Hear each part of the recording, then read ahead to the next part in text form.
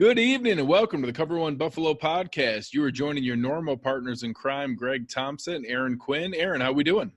Good, man. It's good to be back. I missed the show last week, but I was listening to you guys as I was driving to Maine. I did catch the podcast for the first time in a car, so interesting experience listening to you and not being there on the other end. But I'm happy to be back. I'm happy to be over the bye because I need some Bills football in my life. Yeah. I know you had a rough week last week. Glad to have you back and glad to let you get back to normal. Thank you, sir. And on with us tonight, we have a special guest from the Phinsider, our Dolphins expert, Kevin Noble. Kevin, how we doing? I'm doing well. How are you guys tonight? Good. We're looking forward to being able to break this down. I know we joke a lot. Aaron and I are both, mid to late 30s, so a lot of my childhood is Jim Kelly versus Dan Marino, and people always ask about the big rivalries and stuff like that. And part of me inside, the biggest rivalry for the Bills is the Dolphins. I know that the past 20 years, everybody has the evil empire and the bad guys up there in Boston, but so much of my childhood was based on that Dolphins rivalry that I'm kind of excited to see that back someday. And it seems that maybe this isn't the year for that, but that's always in my heart with who the team I really want to beat. Yeah, I think it's probably coming sooner than people realize. But yeah, there's definitely history. When you ask me, my hatred is the Jets because of that. New York moving to South Florida, half the stadium becomes Jets, and you get all that. But then right after that, I hate the Patriots because they're the Patriots right now. But yeah, that rivalry of our running back Thurman Thomas against your guys' defense. For one season. No, but yeah, Marino Kelly that was the good days. Those were sitting there, and you can throw Drew Bledsoe into that too. Days of just chucking the ball around the field. And I know it's a passing league now, but those guys did it differently, and it was so pretty. See, I think back to the memories that scarred me the most about the Dolphins. I think back to Ricky Williams and the Bills' inability to ever stop that guy while he was in a Dolphins uniform. And that type of frustration when a team is just running all over you and getting big chunks of yards, that will stick with me forever. So I will forever hate you guys because of Ricky Williams. If you ask Dolphins fans, obviously, granted, more recent, younger fans aren't going to say it, but almost every Dolphins fan, their favorite player is Dan Marino for obvious reasons. But right after that, I loved Ricky. I loved watching him with the dreads hanging out the back of the helmet. Oh, I loved Ricky. I did not. I understand why you did. It was not fun on our end. So before we get into too much detail here, Kevin, I know that, I want to thank you for your service, a proud Army member down there in Texas. What do you guys got going on at the Phinsider? Where can people find you online? Obviously, thephinsider.com, put the V in there, and Phinsider is PH. On Twitter, it's at the Phinsider. On Facebook, it's facebook.com, the Phinsider. So all those normal places, you can find me. I just recently split from the Phinsider to a personal account, so you can find me at Kevin Nogle, Nogle. So you can find me in those places. We got a lot of stuff going on right now. We have a entire podcast network if you guys want to listen about the Dolphins in this weird year that we're in. I've got a daily show by my main crew doing Phinsider Radio, and then I've got a couple other shows, The Blowhole and I Hate the Fins, that are a weekly show that go in there, and it gives you different perspectives of both whether you want to call this a tank or a rebuild or whatever you want to call it, and then what the future of the Dolphins look like.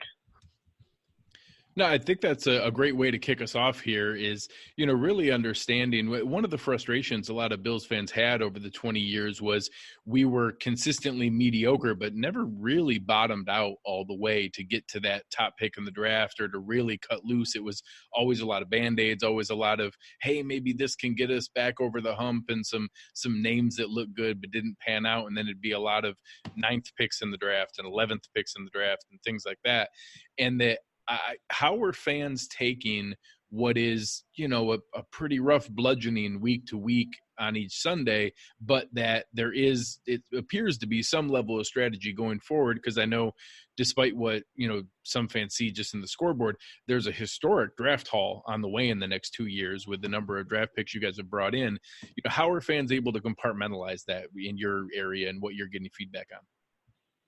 Yeah, I think you're right on with that mediocre 7-9 to 9-7 range. Every now and then you throw in a 10-6 year or a 6-10 year, and you end up with that 9, 10, 11, 12 pick, and you're getting a good player, but it's not enough. You need that one guy, and obviously that one guy usually is a quarterback, but you need that one guy. So the only time the Dolphins have not picked in that range, other than when they randomly won the AFC East in 2008, was 2007 when they went 1-15, and they chose Jake Long instead of Matt Ryan.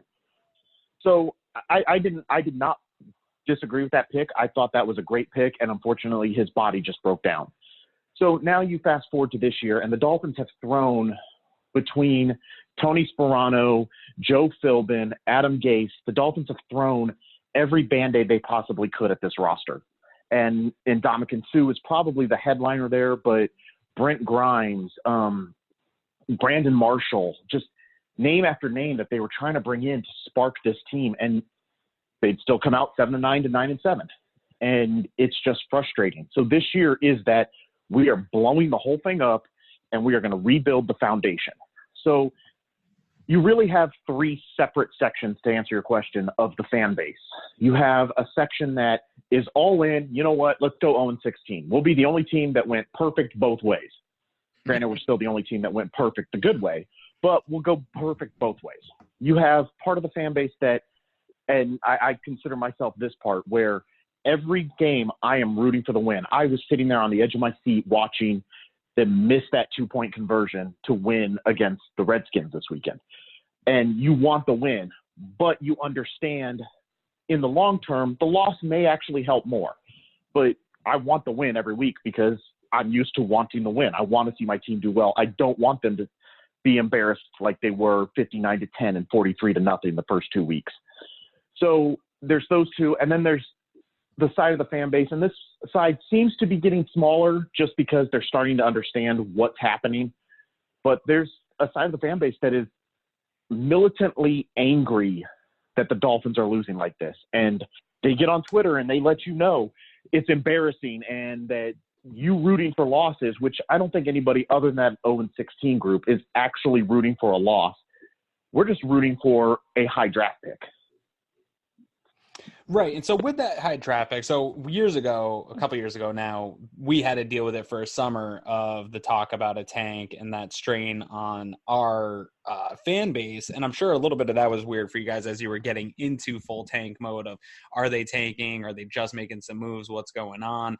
I think it's pretty clear to everyone on the outside that this is probably unprecedented tank for the NFL as far as the NFL is concerned. And you have some competition now at this point in the season with some other teams that are hovering around that 1 win or 0 wins as well.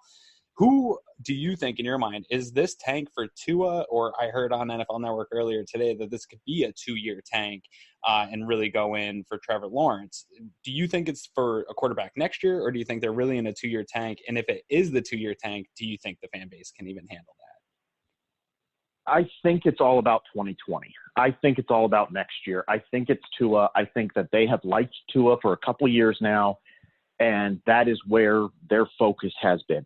That said, if somehow Cincinnati ends up winning or losing for the first round pick, the first overall pick, maybe they do have somebody else in mind. Maybe it is Trevor Lawrence in 2 years, but everything seems to point to this team is looking at 2020 because, like you said, they have, I think it's 12 draft picks right now with the possibility of another 1 or 2 in compensatory picks.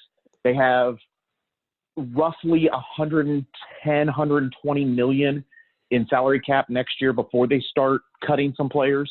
So they have a ton of capital to spend money, grab draft picks, and bolster this team really quickly. So I don't think it's going to be a 2-year tank. I'm not saying that they're going to go out and win the AFC East next year. I'm not saying they're a Super Bowl contender in 2020. I just think that they're going to go from 1 to 3 wins this year because I still think that they can surprise a couple teams somewhere. I don't know where it is. I thought before this past week that they had a chance to go 3-1 over these next 4 games, beat the Redskins, lose to the Bills, beat the Steelers on Monday night because the Steelers don't seem to have a quarterback right now. Maybe they do. I don't know. And then the Jets are the Jets, and somehow they either look magnificent or they look horrible. So there's a way to sneak some wins in there. But I think that they're after that number 1 pick, they want it. We want to see the Steelers lose too because we have their pick.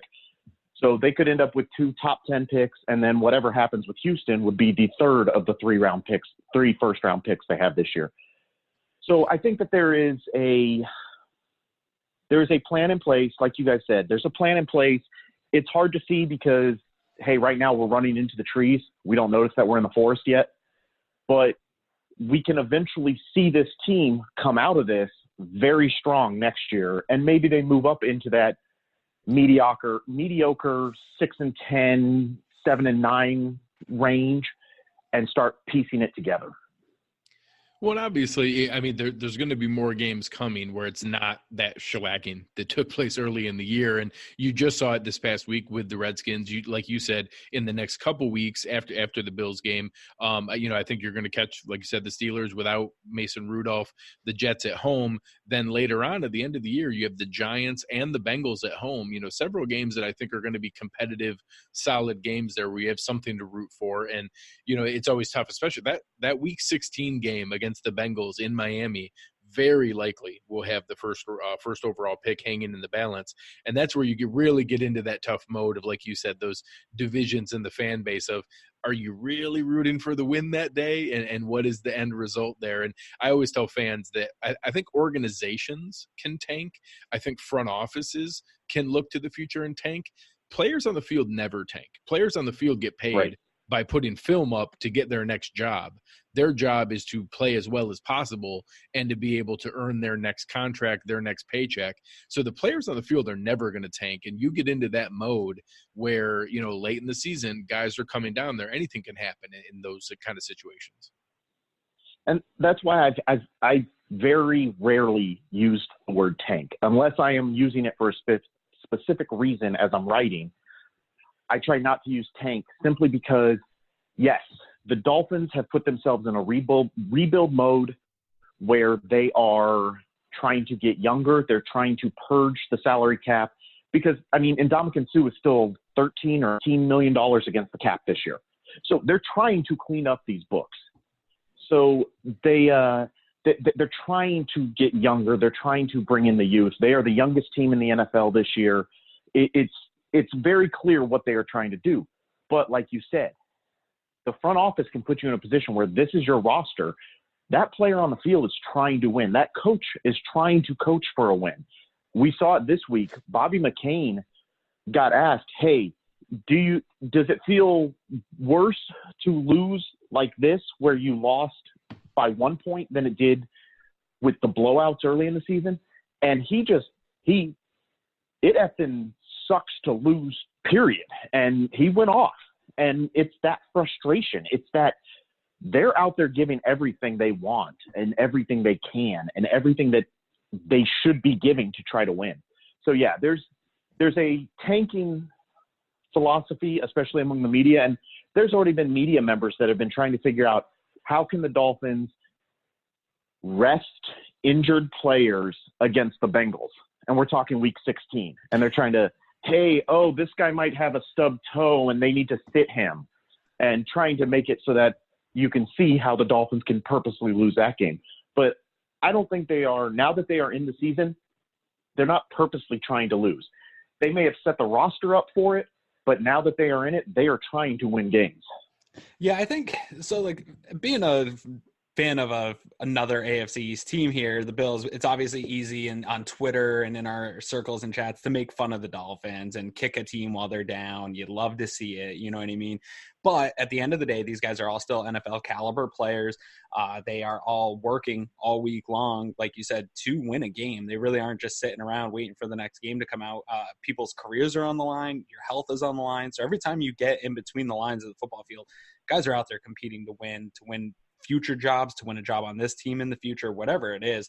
And I saw that on film. We were talking here before the show got going, how hard it is kind of to scout the Dolphins because the roster has been set up for such a lack of success that the overall product isn't great and it's hard to watch. And we'll get into some more of those details there. But what I see from the Dolphins is actually I didn't see any lack of effort really at any point. I saw guys really trying to win their matchups, and I saw some guys that can win one-on-one matchups, and it hasn't fully clicked this season to where you guys have been able to take it and beat a team. You came close last week, but I do think, like you said, I really would be surprised if this is an 0-16 team just based on the games that I watched.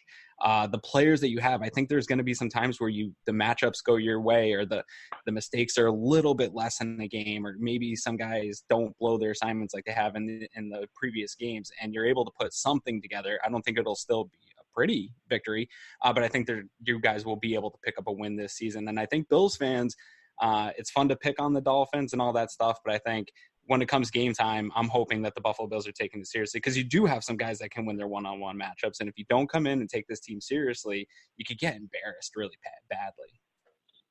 Yeah, I think I look at it like, you know what, we're taking our lumps this year. I get it.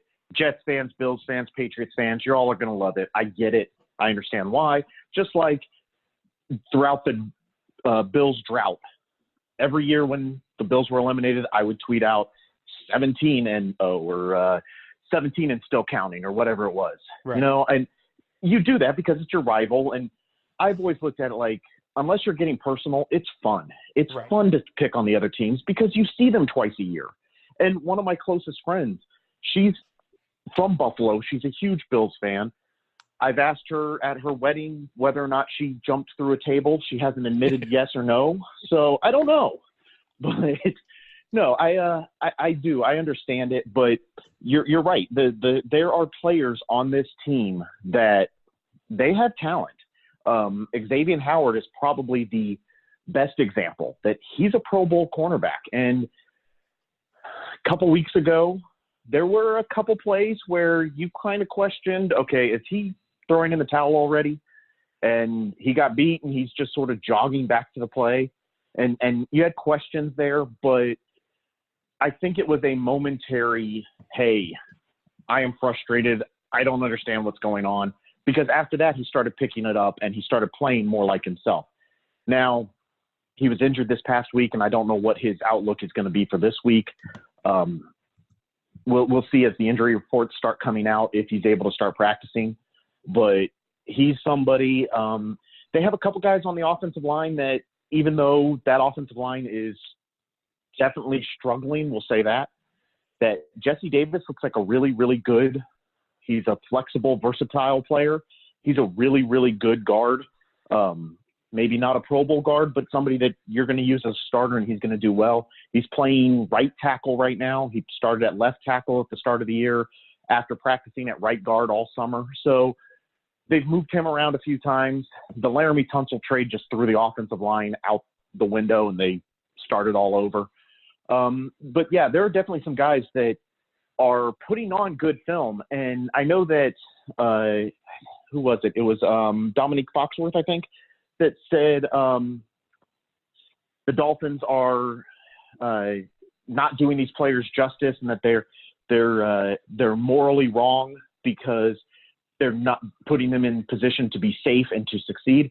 And I look at it the other way, that yes, maybe the Dolphins don't have the top tier talent. Maybe they don't have Tom Brady. Maybe they don't have Frank Gore, which, can you give him back to us? But we won't go there yet. So maybe they don't have the top tier talent, but these are probably players that have a chance for a year to put film out there that maybe were overlooked by other teams. So these are players that maybe wouldn't get a shot to put out this kind of film in other situations, and now they can. So they're definitely out there trying. Let's narrow in on a little bit of that here. And I think one side of the ball is going to be maybe a little more interesting than the other side of the ball. We'll start with maybe the little more straightforward one.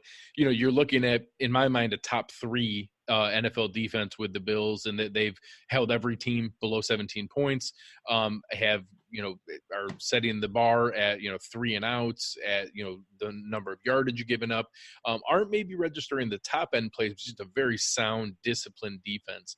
Where is maybe an area that you think the offense for the Dolphins here are going to try to focus? Where do you think that they're going to try to maybe take a shot or maybe try to be able to get something going? What's one of the matchups you think that they'll at least make their best effort towards? I think they're going to try to get back to the run, and they haven't been able to do it this year. And part of that is the offensive line, and part of that is when you're down by 800 points, you're probably going to throw the ball a lot. So they have to get back to the run. They have to get Kenyon Drake looking like a starting running back, even though, oddly, he continues to not start. He gets the most carries. He's out there for the most snaps, but he doesn't get the start. So they gave Mark Walton the start this past week. They were giving Kalen Ballage the starts before that. So it's all kinds of confusing on who's starting at running back. But I think that they have to get back to the running game. I think they have to get Drake going. And I know that sounds really dumb going up against the Bills defense, which, are you sure they're number 3? Because I thought the Dolphins were number 3. No? Okay, maybe not. Maybe not. No. Maybe not. Yeah, well, maybe not. I had been saying number 2, but after watching what the 49ers did to the Rams, I'll give them some love in the top 3. They're right there in the mix. Yeah, but no, I just think that you're going to see, for some reason, they fell in love with the bubble screen this past week. I don't know if it was something that they saw against the Redskins that they were trying to exploit, or if it was just trying to find a rhythm for Josh Rosen. He's still going to start at quarterback, but I think that leash got really, really short after this past week. So I think that they're going to try to open it up a little bit more and try to go deep, get Devontae Parker, get Preston Williams deep. We'll see. Jakeem Grant may be healthy. Albert Wilson got his first playing time since week 1. So he's a speed guy. Jakeem Grant is a speed guy. Maybe you start to see them go a little bit deeper. But, yeah, I think they have to concentrate on the run game, and I think you have to watch out for the bubble screen because apparently that's their new favorite play. Yeah, and so that's kind of one of the things I was talking about when I was watching. I was watching some of the wide receivers, and I can see guys that have the ability to win their one-on-ones. And a guy that really jumped off to me was Preston Williams. I'm super intrigued by him, and Miami fans should be very intrigued because you have his rights as an undrafted free agent. So you've got him pretty well locked up. And if he had better quarterback play, he could kind of be like your Robert Foster was for the Bills last year, which is a super exciting and intriguing prospect. But, yeah, you have guys that can do that, can win. The issue primarily that I saw, which I'm excited about for the Bills because they haven't gotten the sack game going until last week, is I think you have some guys on the offensive line, but the unit as a whole really is not giving Rosen any time back there. And Fitzpatrick has a little bit of the ability to extend a play or play outside of the play, which I think it helps the Dolphins move the ball a little bit more when he's in. But Rosen doesn't seem to get any time. I went for a count of just on last week's game. I don't think I saw more than 3 plays in a row before he got hit again.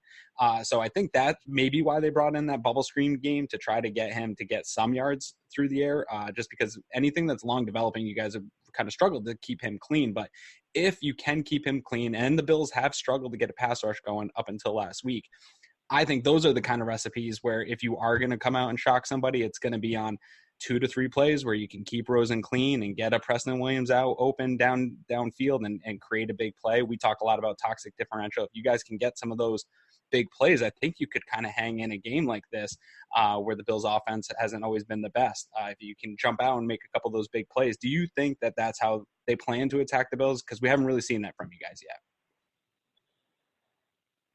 I think that would be the plan. I just don't know if they have the ability to execute because of that offensive line, because they can't keep him clean, because they can't keep him upright.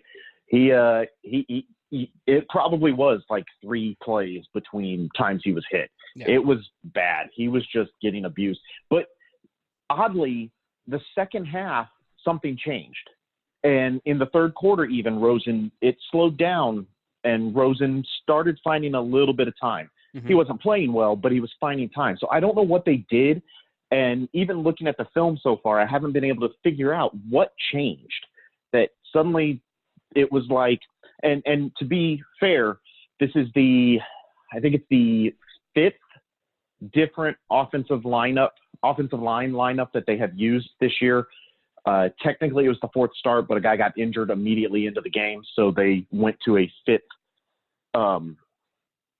They went to a fifth lineup almost immediately. So it's 5 games, 5 different offensive lines. It's not a good situation.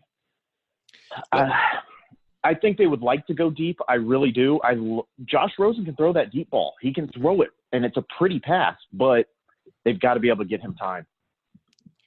Let's go ahead and flip over to the other side of the ball here and take a look at, what I think is going to make the difference in, when you get into the Vegas mode of, do teams cover, how competitive of a game this is going to be. I don't know that I see any scenario that the Dolphins all of a sudden light up this Bills defense. But I do think that there is a chance that if the Dolphins defense is opportunistic, obviously the Bills have shown a propensity to turn the ball over. So on the defensive side of the ball, there are some names that fans recognize. Obviously, first-round pick Christian Wilkins, Raekwon McMillan, Jerome Baker. Obviously you mentioned Xavier Howard and Rashad Jones. I'm not sure if he's still holding up to the status that he was previously, but I think there is a chance for them to really be the deciding factor of whether this game gets out of hand like some have in previous weeks, or if they can keep it competitive, which they've done the last couple of weeks. And, obviously got off to a decent start against the Chargers before it got out of hand and almost pulled it off last week against the Redskins. Where do you think the biggest chance is to try to make a play on the defensive side of the ball, and where maybe are you most concerned that the Bills could try to take advantage of? Frank Gore. Frank Gore scares me. I don't understand Frank Gore. I really don't. I don't understand him when he was in Miami. I don't understand him now. Frank Gore scares me. So if Xavier Howard is playing, you will have more success with the run game. If he is not out there, you're going to be able to pick apart the secondary left, right, and center. You're right. Rashad Jones is a guy, especially if he's up there playing in the box, that you have to watch for, but he's not an every down safety anymore. He is definitely tailing off. They are saving him. They are not putting him out there every play. So he's somebody that when he's out there, he can make an impact, but he's not out there all the time. Bobby McCain moved from cornerback to free safety this year, and he's playing really well back there. He still has a few mistakes because it's a new position for him, but he has been really good as a free safety option. So he can play that center field and assist when you're looking deep. But I think other than the fact that Frank Gore is scary because he's a billion years old and still runs like that, and I love Frank Gore. The other thing is, after watching last year, Josh Allen running on the Dolphins still gives me nightmares. And if he can do that again, I don't know who's going to stop him. Raekwon McMillan has played well this year stopping the run, but he doesn't have the speed to be able to chase down a quarterback coming out of the backfield. Jerome Baker has played well. He's not as good as he flashed at the end of last year, so we still need some of that to build back up. But he has been more of a coverage guy or a rush the passer guy. He's not a stop the run guy. So those are your 2 top linebackers. And Raekwon hadn't been playing every down. He's starting to pick up his snap count now. So I think that they have the ability to stop the run. They just don't know how to do it yet. So feed the ball to Frank Gore, feed the ball to Josh Allen on designed runs, and you're probably going to find some success really, really early in this game. Yeah, I don't think you'll see a heavy dose of Josh Allen running. They seem to have kind of pulled that back from him a little bit, but I do think, like you said, the defensive secondary, I think if he does get some time to move around and manipulate the pocket and get outside of that 3-second window, that I think that's where the Bills will be able to do some damage, because it's hard to cover guys for that amount of time when your secondary is, average to elite. Right.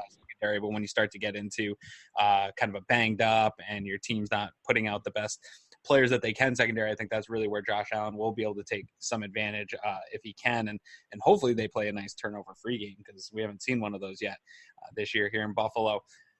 Greg, should we put this guy on the spot here live for everybody? and get a prediction for this game? What do you think, man? I think it's only fair. We've done it each week so far, and it may not be an answer you want to give. But Kevin, what are you projecting the final score to be this weekend with the Miami Dolphins against the Buffalo Bills? Not nearly enough to way too much. The Dolphins defense, again, it goes back to Howard. If he's in there, I feel a little bit better about it.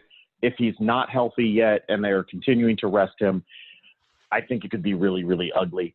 So I think you're probably looking, let's say 34, and I'll give the Dolphins more than their average, which is just over 8 points a game right now. So I'll go 34-14. Okay. That's not too bad. My score, you'll have to tune into the podcast after we let you go here. My score is closer than that, just so you know. Oh, nice. So Kevin, we appreciate your time today. Really appreciate you coming on. I think it's going to be an interesting path to watch, and the level of aggression that the front office has taken with this approach. I think there's some people who are curious if they've cut too deep and if they're going to be able to heal back and rebound. But I think there's plenty that see a light at the end of the tunnel here. So we'll certainly be watching with an interested eye.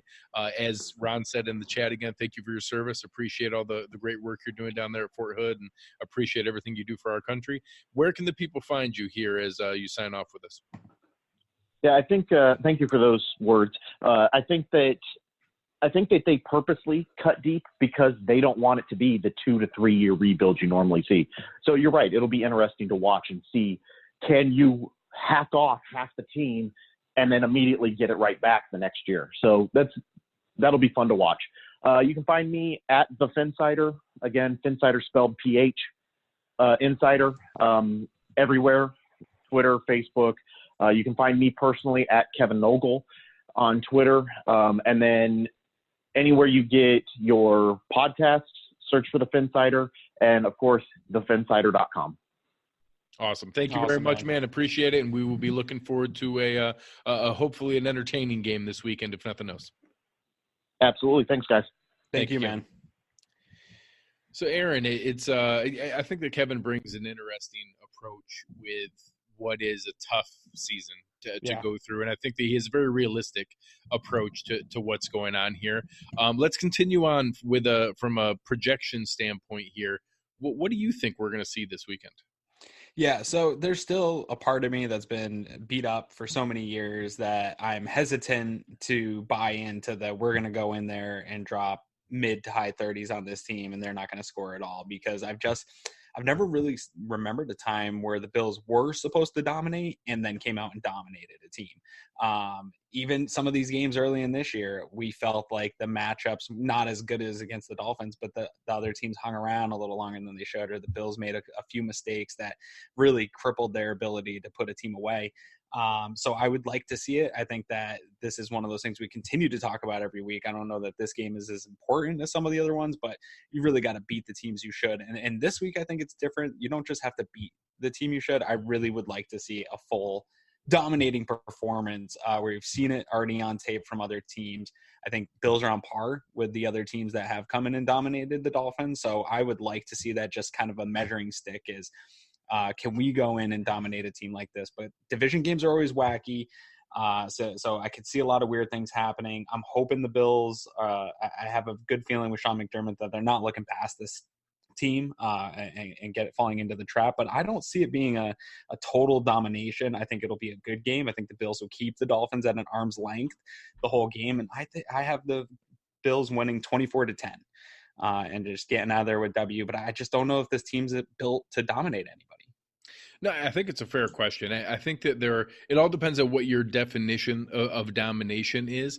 I do think that we're going to see domination in several areas. I think that we're going to see a domination of time of possession. I think that we're going to see a domination in the number of snaps played. I think that we're going to see a ridiculous amount of 3-and-outs by this Miami defense and some sustained solid drives by the Bills.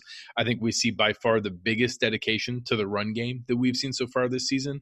And if for anything we've seen from this offensive line, The roughest part has been speed rush, movement, protection of Josh Allen. When they've had a chance to dial it up and be able to really lean on an offense with the behemoths that they brought in, we've done that. And we have some guys that, we've had question on the all-around game, but Cody Ford's looked awesome in the run game, and we've had consistent movement from that standpoint. I think there's a chance, you look back, you referenced some of the games earlier, that Cowboys game that the Dolphins had where they lost 31-6, the Cowboys had 234 yards rushing with two different guys over 100 yards.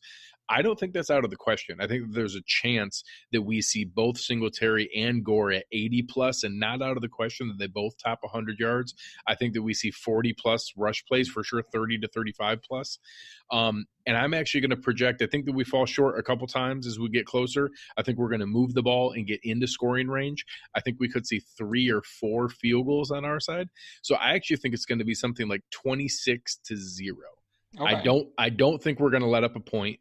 I think that we're going to get our first shutout in a long, long time, and that we're going to hold the Dolphins scoreless with a potentially historic level of defense. That I think the discipline that the team shows, this truly is the test of, are they the same old Bills? Because the same old Bills would come out of the bye, would take this game lightly, would end up letting them stay in the game far too long, and would have to squeak it out at the end, or even would mess it up completely.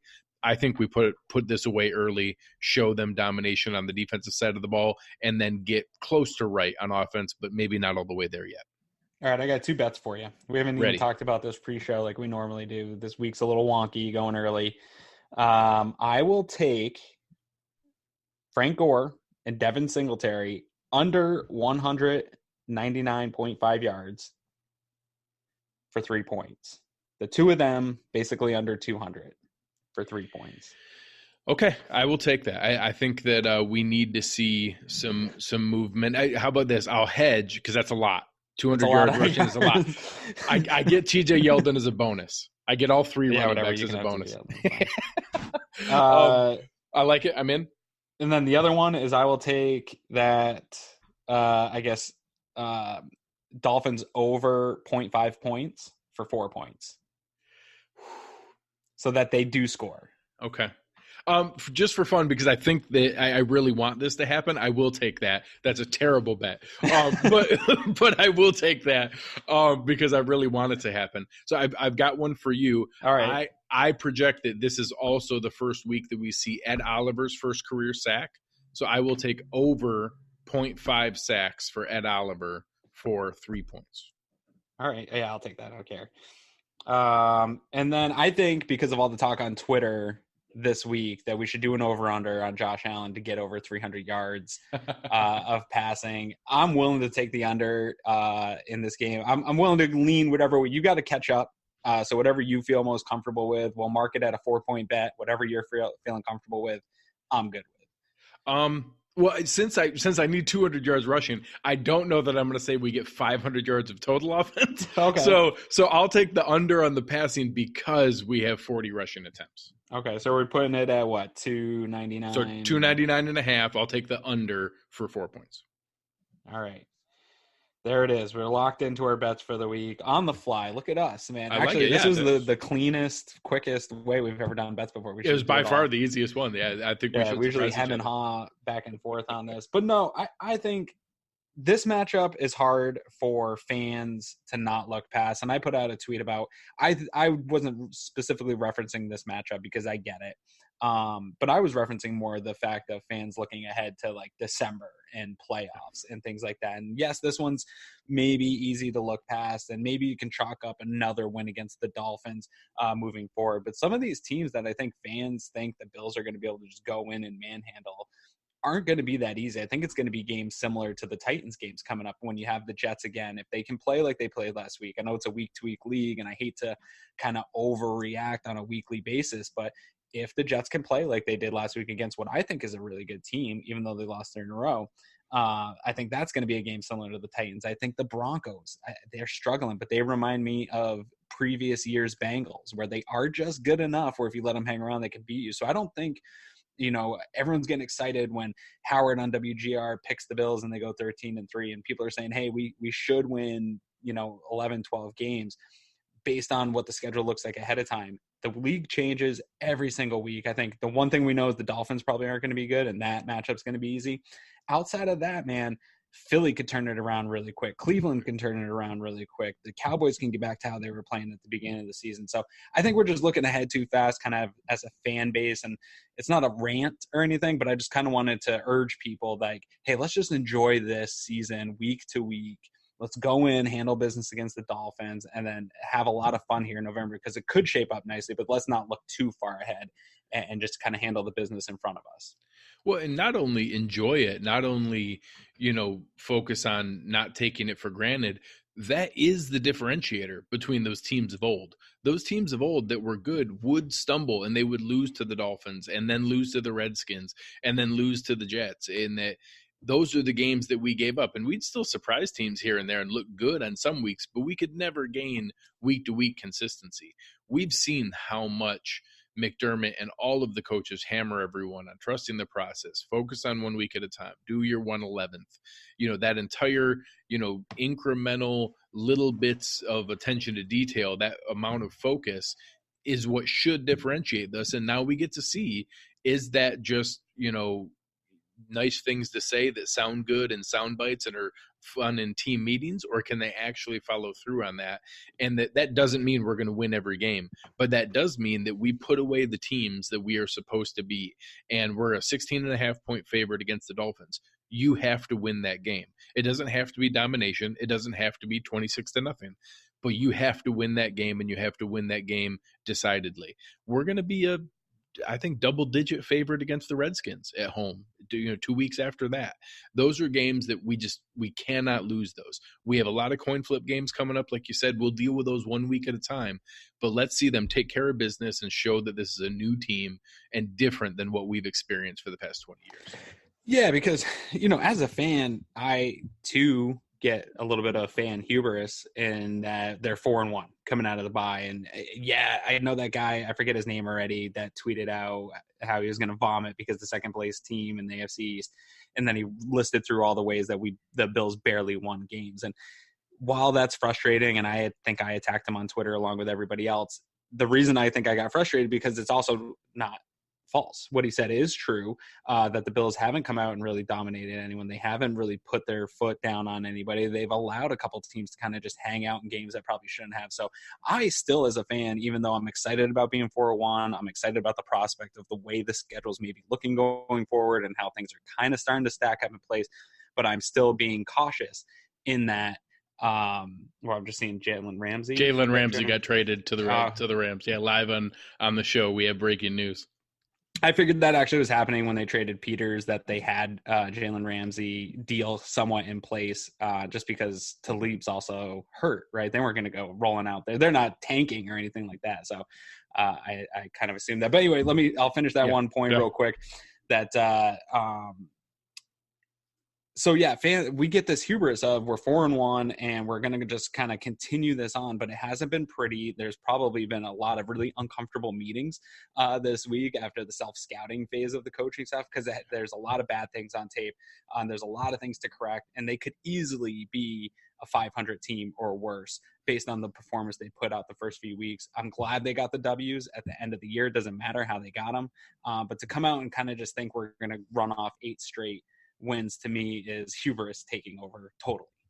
Oh, yeah. And I mean, I've said it multiple times on this show. Of all the things I'm sure of with Sean McDermott, and I joke a lot about the different things about putting chips on shoulders and all the different goofy things like that, I am dead certain Sean McDermott is not a pleasant man to watch film with, and that it is not an enjoyable experience to watch film with Sean McDermott, and that's perfect. It's the exact kind of humble pie that keeps these guys grounded.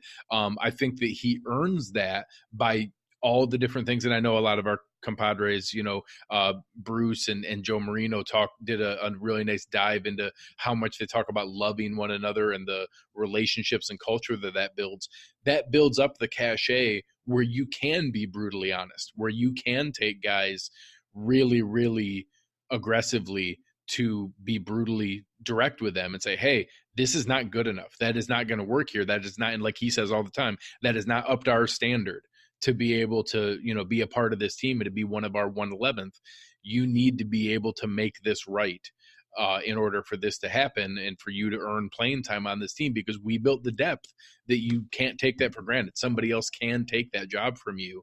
And when you love people and you share that and you tell them that you care about them and you're not going to let them down, it also gives you that autonomy and that freedom to be brutally honest. And I think you get the best of both worlds. Absolutely. Yeah. And I mean, I agree with you that I think that no matter what, this team is going to be a team that's prepared to come out and play every game. I'm urging fans just that to have a little bit of caution with this team until they prove it and go up against a really good team and put a beat down on them. We saw the close game against the Patriots is probably the closest I got to getting to, wow, this team can really hang with every single team in the NFL. And I want to see if coming out of the bye, they're able to sustain that focus, attention, and move forward in the right direction that we all think they can get to. But as far as this game this week, there's just really not a lot to talk about. I think we hit on every single thing. I think it's just kind of wait till kickoff, and hopefully it is exactly what Vegas says it is, and a nice big margin, and just be able to sit back and kind of eat food on Sunday and enjoy a game instead of being on the edge of our seats like we have been all year. Yeah, my heart can't take it. If this isn't just a beatdown, I am going to be just miserable to deal with, and I need this to be just a shellacking to make me feel good that this is different and that we have this going forward. So, for anyone out there, if nothing else, then for your fanhood, for my mental sanctity and to be able to keep me level-headed here, please give me the dominant win here this Sunday. Absolutely. What, you got some fun news? Yeah, it's something that we've been working on for a while here. We've actually had several folks reach out, over the while, and that everybody knows, Aaron and Eric and myself and lots of the other guys on the team here at Cover One. We all have day jobs. We all have side gigs of things that we do for real, and then this is just a passion that we pour ourselves into. And because of that, it gives us the autonomy that we haven't gone down the path of a lot of sponsorships or a lot of partnerships from that standpoint. Have been able to be kind of selective in that, and that we were approached by someone who is an avid listener, and Chris is out there, will be listening again to this show, and is a local company that has been putting something together that we think is kind of fun and fits along with what we do here, enjoying games and being able to enjoy a beverage or two. And we are proud to announce that our new sponsor of our game day shows for the rest of the season here is going to be Uncle Jumbo's American Vodka, and a company that is right here in Western New York, and named after somebody that is close to Aaron's heart here. And that's right. Former Buffalo Mayor Grover Cleveland, his nickname being Uncle Jumbo, and a whole family of products that they have that we'll be excited to introduce to everybody over the coming weeks here. But excited to announce a new key presenting sponsor for us, Uncle Jumbo's, and going to have a lot of fun with that going forward. Yeah, I'm going to have a lot of fun, hopefully grabbing a 6-pack of, they have like a blueberry, like pre-mixed drink that I'm hoping to grab a 6-pack of that and enjoy that on the show live with you. So you can watch me get drunk as I rant about the Bills. Yeah, no, I'm really jealous because I'm pretty sure Chris is going to give you a tour of the facility and give you free goodies, and I'm not going to get any because I'm down here. Cool. Well, I appreciate you setting up all the work to get the sponsorship. I'll truly enjoy that. But no, we're really looking forward to it, Chris and the guys over there. It's actually a family crew. It's Chris, his brother, and his dad who run the entire deal. Local there in Clarence, and just something that is really exciting to be able to see.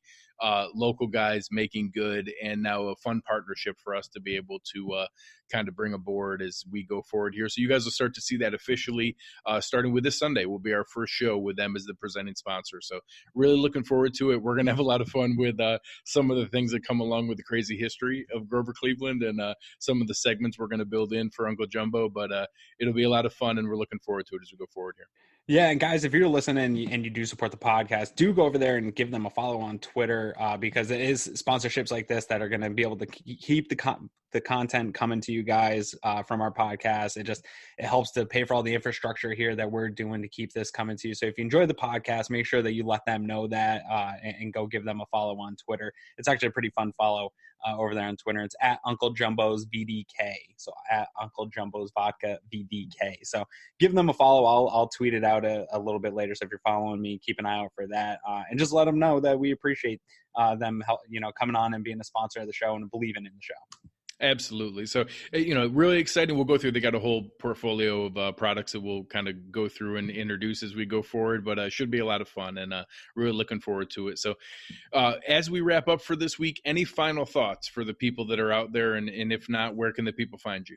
Yeah, so just real quick, I hate to get kind of personal on this, but everyone on Twitter, I had a really hard week after the last show that we did. I lost a very close friend of mine. It hit me real hard. I usually kind of keep the personal stuff out of Twitter, but I put it out there just to let people know if I wasn't kind of around or whatever. And the amount of people, just comments, likes, support, reaching out, same in the Slack channel, it meant a lot to me.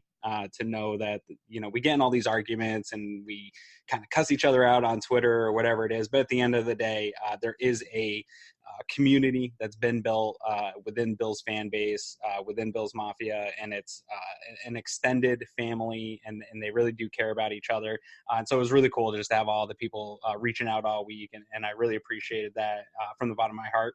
And I'm ready to get back into the groove and talk Bills. And so you can find me at Aaron Quinn 716, still trolling as much as I can, whoever I can.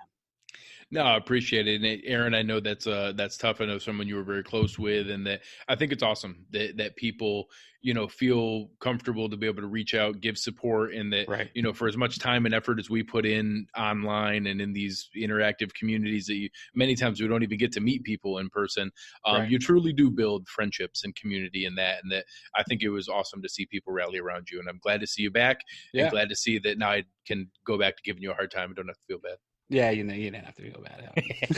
All right. Well, guys, thank you very much for everything. You guys can find me on Twitter at Greg Thompsett, GregTompsett.